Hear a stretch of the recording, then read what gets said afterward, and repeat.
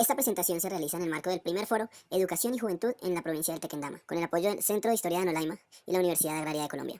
Ponencia, Historia e Identidad Nacional, realizada por el sociólogo, docente e investigador William Fuentes. Somos y nos ayuda a definir qué rol jugamos dentro de un colectivo, dentro de un gran colectivo que es la nación. Según palabras del sociólogo Zygmunt Bauman, las comunidades son para las identidades entidades que las definen y por tanto hacen parte de lo que el individuo es y cree que es. ¿Qué quiere decir eso? Que nosotros nos definimos no solamente a nosotros mismos, sino que gran parte de lo que somos está condicionado por la comunidad a la que pertenecemos, el grupo que nos rodea. Y por eso nos vamos a adentrar un poco en este tema de la identidad nacional. Para poder profundizar, vamos a aclarar unos conceptos básicos. Entonces, primero, el tema de la identidad. ¿Qué es la identidad? Resulta que definir la identidad no es una cosa fácil. De por sí, si a uno le preguntan ¿quién eres tú?, entra uno en un debate de, bueno, yo soy mi nombre, yo soy mi trabajo, yo soy a lo que pertenezco, yo soy a lo que me dedico. No es fácil decir quién soy, y desde la sociología se han dado grandes debates alrededor de esto. Pero lo que sí podemos hacer es estipular unos puntos básicos sobre los cuales vamos a analizar la identidad. El primero es que la identidad, perdón, yo también me muevo un poco como el doctor Fede Asunción, no puedo quedar quieto. Es indispensable para que exista la interacción social. Es decir, si nosotros no nos logramos identificar a nosotros mismos, no podemos relacionarnos bien con el otro.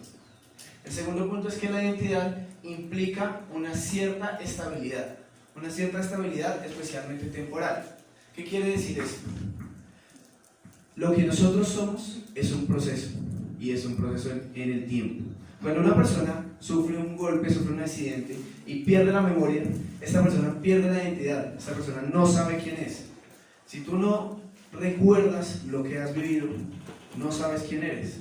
Y es algo que no solo pasa en la identidad personal, sino también en la identidad colectiva. Otro punto que analizar en la definición de identidad es que la identidad implica una diferenciación y un reconocimiento desde la asignación externa. Es decir, yo no solo defino mi identidad como yo quiero ser, sino que también los otros definen a través de la interacción quién soy yo para ellos. Y el último punto es que esta cuestión alrededor de la identidad nos genera unas preguntas moderadoras. Esas preguntas son, cuando analizamos, digamos, una interacción entre dos sujetos, yo me encuentro con otro.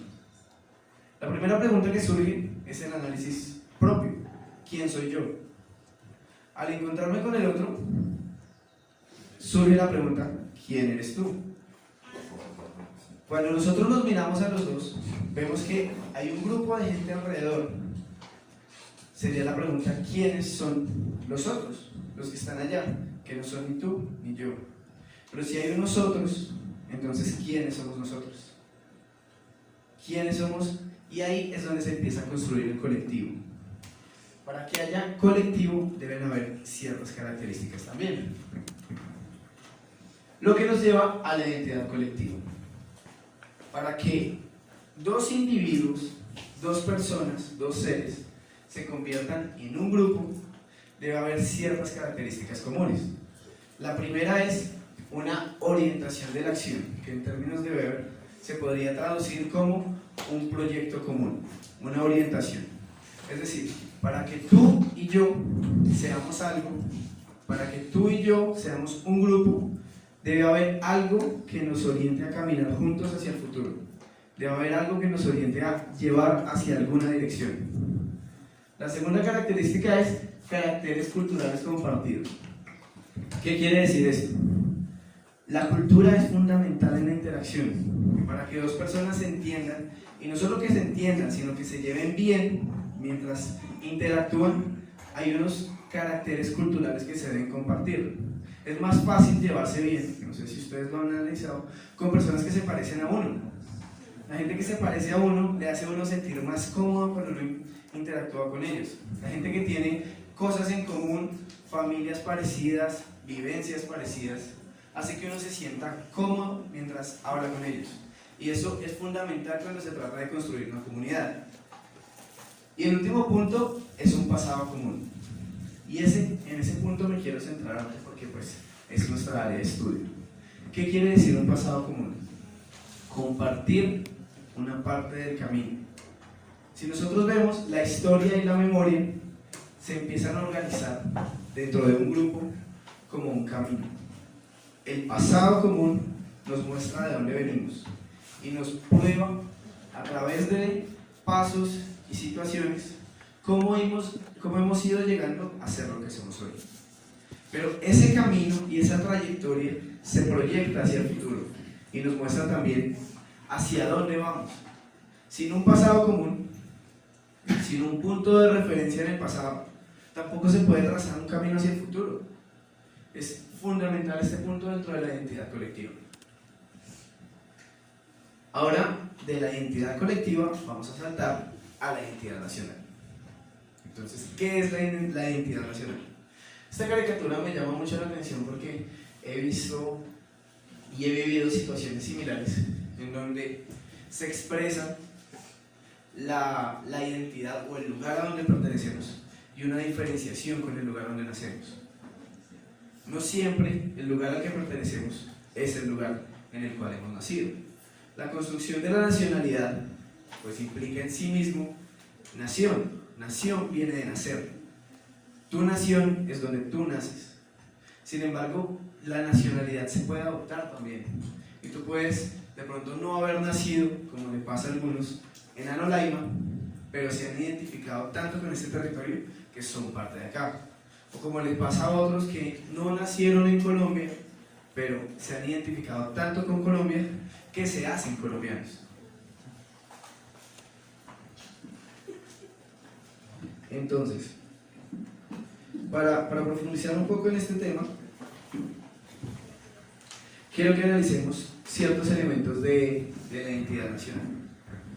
Y vamos a empezar por la nación.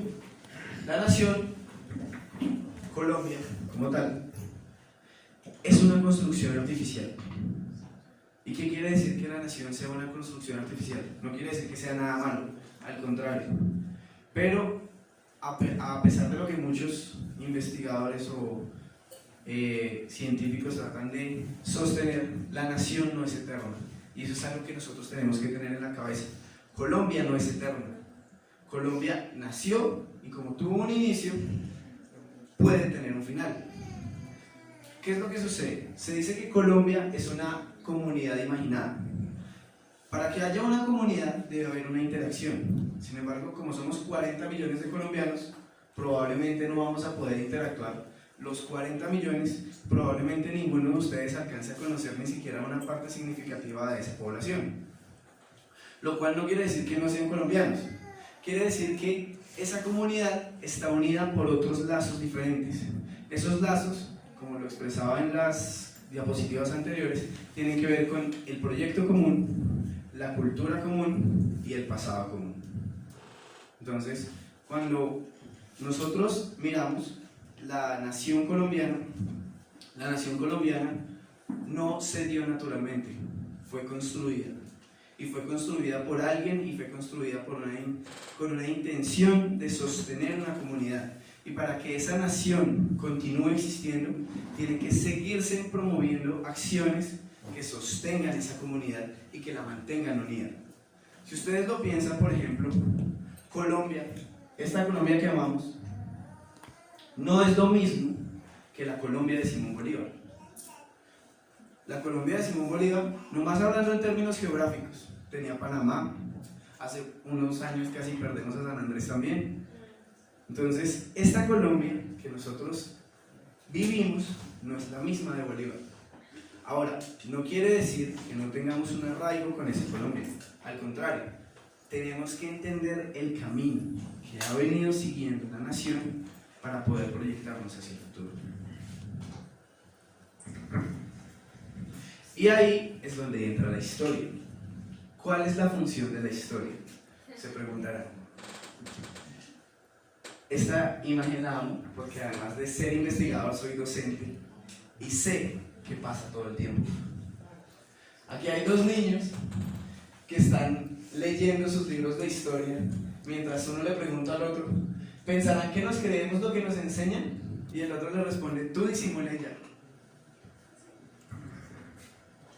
No saben la cantidad de estudiantes que he conocido así, y la cantidad de profesores que enseñan y no se dan cuenta que esto les está pasando, que lo que están enseñando, lo que están diciendo para sus estudiantes es una retahíla de un montón de nombres y un montón de números y fechas que nada tienen que ver con ellos, que nada se relacionan con ellos, y que simplemente esperemos a que se acabe la clase rápido que tenemos otra.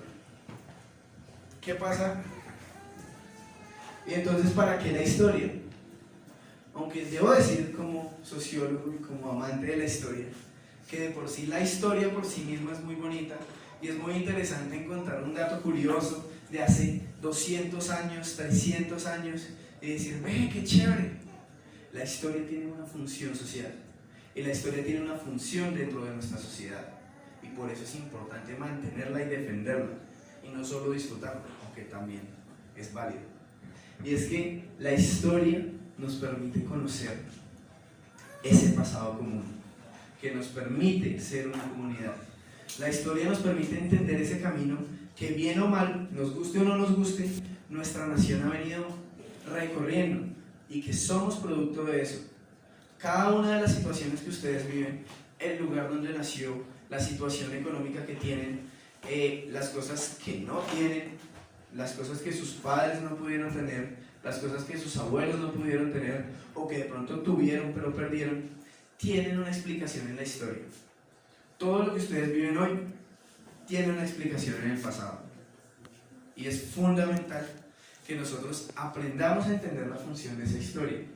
Y es fundamental también que nosotros empecemos a cuidarla y a cultivarla. Porque como la nación es algo que se construye todos los días y que si no se construye se acaba, si nosotros no cuidamos esos tres elementos, el elemento cultural, el pasado común y el proyecto común, no hay nación. Entonces, vamos a pasar a analizar cuáles son los elementos que construyen la identidad nacional. Yo sé que todos conocen esa imagen, sobre todo los jóvenes. Es de un video de YouTube de unos humoristas, pero es muy diciente. Yo no quiero juzgar al fútbol ni mucho menos. Cuando juega Colombia me pongo la camiseta también y me emociono, pero casi que es uno de los pocos elementos que unen a Colombia como nación. O sea, hacer que 40 millones de colombianos estén de acuerdo en un proyecto común en el ámbito político es casi imposible, por lo menos en Colombia. Es más, en el ámbito económico es muy difícil que todos nos pongamos de acuerdo en un proyecto común. Pero cuando juega Colombia, todos queremos una cosa, que gane Colombia. Y eso nos une. Ahora, ese no es el problema. El problema es que sea el único elemento que nos una. Que sea la única cuestión que haga que nosotros empecemos a vernos como comunidad. Yo no sé si ustedes lo han visto, pero pues en mis redes sociales, cuando hay elecciones, mi familia se parte. Cuando hay elecciones, los amigos se dejan de hablar. Pero cuando juega Colombia todos se aman. Y si pierde, todos se enojan juntos. Y todos critican al técnico, o al arquero, o al árbitro, que es el que es más fácil criticar. Pero no puede ser el único elemento sobre el cual construyamos nuestra identidad nacional. Entonces, tienen que haber otros elementos que nos permitan entendernos como una comunidad, que nos permitan conectarnos con el otro, con la persona que vive a mi lado, pero también con la persona que vive en el Chocó, con la persona que vive en La Guajira y con la persona que vive en Leticia. Hay algo en común. Ustedes lo decían cuando la profe John hacía su exposición acerca de las tradiciones. Decían, no, es que en Santander eso también se repite. En Santander también los campesinos creen en estas costumbres. Hay unos rasgos culturales, pero nos hemos dejado separar de eso. He tenido la oportunidad de realizar un análisis comparativo dentro de mi investigación entre la formación académica colombiana y la formación académica estadounidense. ¿Por qué estadounidense? No porque lo vea un modelo, como tristemente nos pasa muchas veces, pero sí porque es uno de los países donde la identidad nacional está más fuertemente arraigada. Ustedes le preguntan a una persona nacida en Estados Unidos sobre su identidad y él les va a decir: yo soy americano. Nosotros somos americanos también, ¿no? Pero ellos han construido toda una identidad alrededor de América, al punto que el americano para ellos es solamente la persona que nació en Estados Unidos. Pero tienen todo un bagaje cultural, y pongo también esta imagen porque para ellos los hitos históricos y los hitos políticos son muy importantes dentro de la construcción de su identidad. Para nosotros el tema del fútbol es más importante. Para nosotros hay otros elementos que lo son. Ahora me pregunto yo, ¿por qué? Estuve realizando una investigación, como les estaba comentando, y he tenido la oportunidad de trabajar con algunos de los mejores colegios de Bogotá, y en este momento precisamente enseño en uno de los mejores colegios de la Sabana de Bogotá, y he estudiado los planes curriculares. Resulta que cuando nosotros vemos los planes curriculares en Estados Unidos, los estudiantes pasan los primeros 7 años de su educación formal formándose como americanos, entre comillas. Ellos aprenden su himno nacional. De hecho, para que una persona se pueda nacionalizar, le hacen todo un examen con una serie de pruebas sobre historia de Estados Unidos, cultura de Estados Unidos, el himno nacional, los símbolos patrios. Sin embargo, me di cuenta en esta investigación que hay un fenómeno muy interesante con la educación colombiana. ¿Qué pasa? En los colegios de más alto nivel, en los que he estado trabajando, son colegios que tienen una tendencia hacia el bilingüismo, que no está mal. Entonces son colegios bilingües en los cuales las clases se dan en inglés, o en francés, o en portugués en algunos casos. Para que las clases se den en inglés, pues tienen que usar libros escritos en inglés. Y los libros que se escriben en inglés los hacen editoriales norteamericanas y traen la historia de Norteamérica. Entonces los chicos que se están preparando para dirigir este país en el futuro, que vienen de grandes empresas, de grandes familias con mucho capital, crecen estudiando la historia de Estados Unidos y no la historia de Colombia.